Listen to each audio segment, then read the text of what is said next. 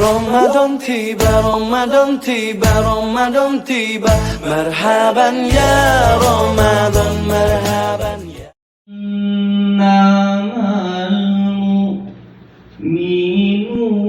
المؤمنون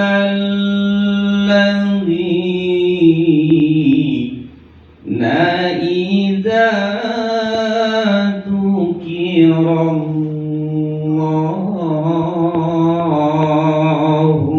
وجلت قلوبهم يريد الله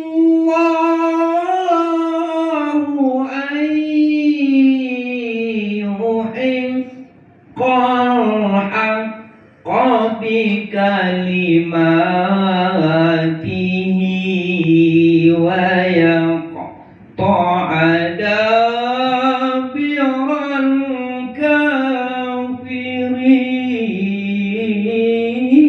الكافرين ليحق الحق ويبدل الباطل ولو كره المجرمون إذ تستغيثون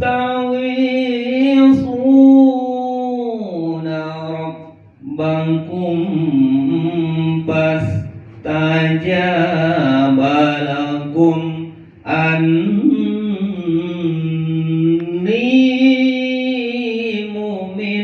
ممدكم واستجاب لكم أني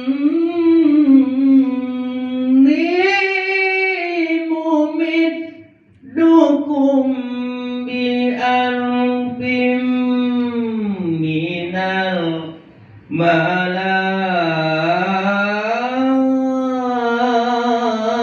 الملائكة مردفين وما جعله الله إلا ولتطمئن به قلوبكم أنت بدر أنت نور فوق نوري أنت إكسير وغاري أنت مصباح الصدور يا نبي يا رسول سلام يا حبيب سلام عليك صلوات الله Alhamdulillah. Ramadan dengan penuh keimanan dan pengharapan. Dia hanya berharap kepada Allah.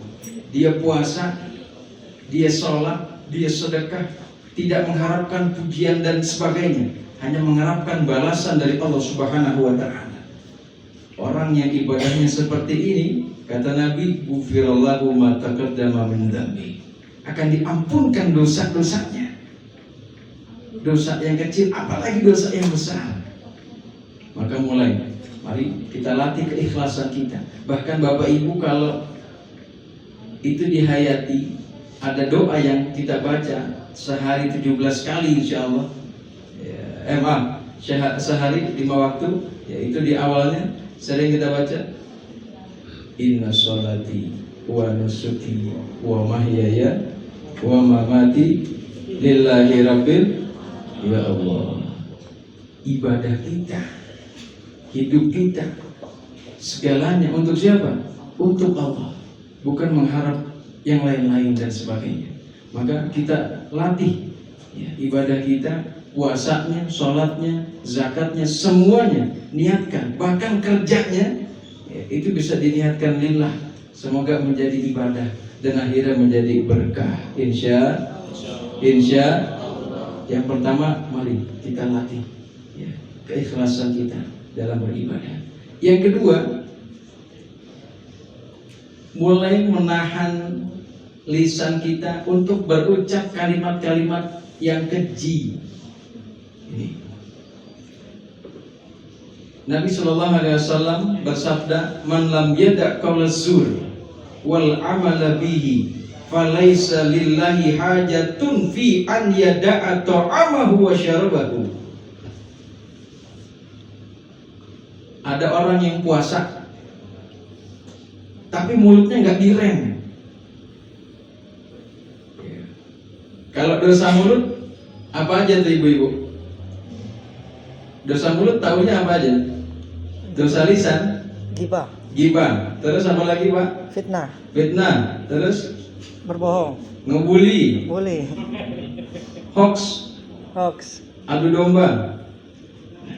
Ada orang yang puasa tapi ini jangan. Ini Allah nggak butuh puasanya orang yang model begini. Ya. Yang menjadi catatan, saya bilang insya Allah. Ya. Kalau nggak ada saya, hati-hati tuh. Ya. Untung ada saya.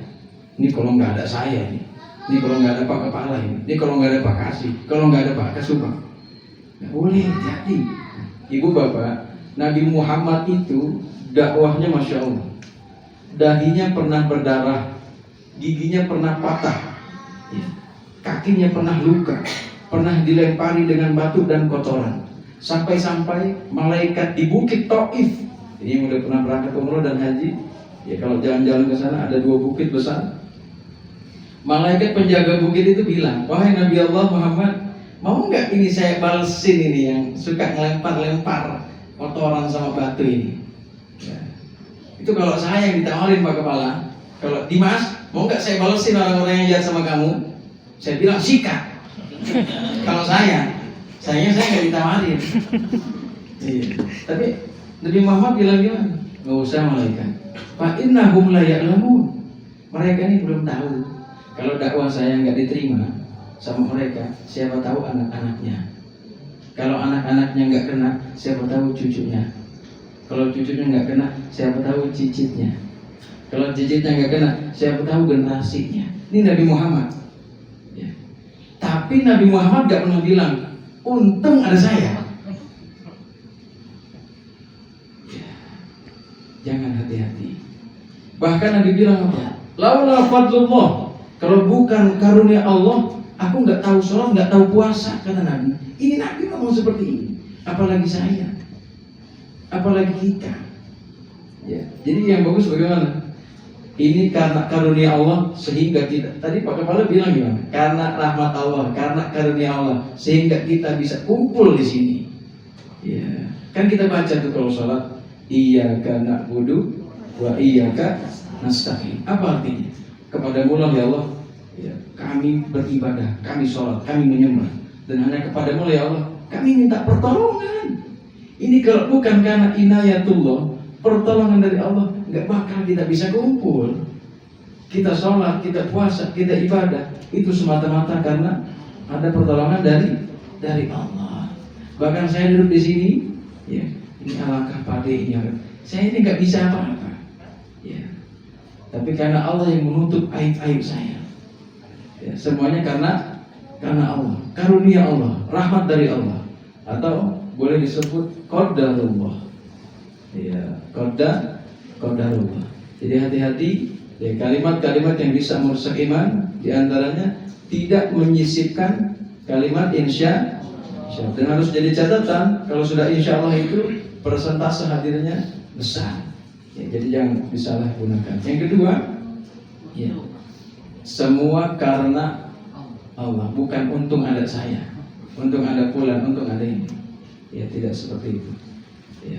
Dan yang terakhir, ya, yang bisa merusak keimanan ini, ya, diantaranya, ya, Ini di sini muslim semua. Ada yang saudara kita ya. Ya, saya rasa cukup dua itu. Yang bisa merusak iman itu, ya, lupa dia. Ya, dengan sengaja bilang pasti saya hadir, pasti saya datang. Ya, itu jangan sampai disalahkan. Berarti di bulan Ramadan nanti, karena siapa tahu dapat broadcast dari WA, dia baca ada yang bilang, ya, katanya tidurnya orang yang puasa ini ibadah. Mulai habis sahur sampai mau maghrib dia ibadah. Tapi di atas kasur. Ya. Hati-hati Bapak Ibu, ya, hati-hati. Itu hadisnya nggak jelas. Bahkan almarhum almarhumlah Kiai Mustafa Yakub, Imam Masjid Istiqlal Jakarta itu, beliau menyusun kitab kumpulan hadis-hadis maudhu, kumpulan hadis-hadis palsu. Itu hadisnya nggak ada. Hadis yang bilang diamnya zikir, tidurnya ibadah, di kumpulan buku itu, ya, buku kumpulan hadis-hadis palsu ini nggak ada. Berarti dari mana asalnya? Ya, apalagi yang sahih, jelas tidak. Ya, itu tidak ada rujukannya, tidak ada asalnya. Hati-hati. Maksudnya, ya, segala aktivitas kita bisa dinilai ibadah itu kalau diniatkan. Ya, seperti kerja itu kalau diniatkan untuk beribadah ternilai ibadah. Ya, jadi bukan berarti nanti Ramadan ini, ya, karena mendengar broadcast biasanya sering berseliweran di WA itu. Hati-hati, itu hadis-hadis yang tidak ada asalnya. Ya, diamnya zikir, tidurnya ibadah, alangkah nemannya. Ya. Maka apa yang harus dilakukan? Di antara amalan-amalan yang dianjurkan di bulan Ramadan, Syahrul Ramadana unzila fihil Qur'an. Disempet-sempetin. Ya, tadi kan kata Pak Kepala agak berbeda jam kerjanya. Disempet-sempetin lagi duduk, ya, di kantor atau lagi seperti apa? Syukur-syukur di HP-nya ada aplikasi Al-Quran. Itu disempet-sempetin Bapak Ibu, walaupun hanya 2-3 ayat, disempet-sempetin. Ya, di antara amalan yang paling dianjurkan di bulan Ramadan adalah memperbanyak membaca Al-Quran, karena di bulan inilah diturunkannya firman-firman Allah Subhanahu Wa Taala. Maka disempat-sempatkan, enggak kudu 1 juz, syukur-syukur bisa. Tapi kalau memang mendesak niat 1-2 ayat itu, kalau berkelanjutan lebih bagus di sisi Allah. Ada orang baca Al-Quran awal Ramadan langsung hatam, tapi 20 hari ke depan nggak pernah dibuka lagi. Ada orang yang bacanya 2-3 ayat, tapi setiap hari. Maka lebih baik orang yang membaca 2-3 ayat setiap hari daripada orang yang baca langsung hatam, habis itu nggak dibaca lagi. Jadi nanti, ya, kita olah keikhlasan kita latih keikhlasan kita dalam beribadah kepada Allah Subhanahu Wa Taala, dan hindari lisan kita ini dari apa? Dari perkataan-perkataan yang keji, ya, ghibah, ngumpat, dan mudah-mudahan ini bisa dihindarkan. Namun yang tadi, yang bila diucapkan tidak hanya berdosa, tapi bisa merusak iman, harus betul-betul selektif, tidak menyisipkan kalimat insya Allah, dibilang untung ada saya, dan macam sebagainya. Dan yang terakhir, ya, bulan Ramadan, bulan penuh keberkahan, segala gerak-gerik tindak tanduk kita kalau diniatkan itu bisa jadi amal ibadah, bisa jadi ladang ibadah.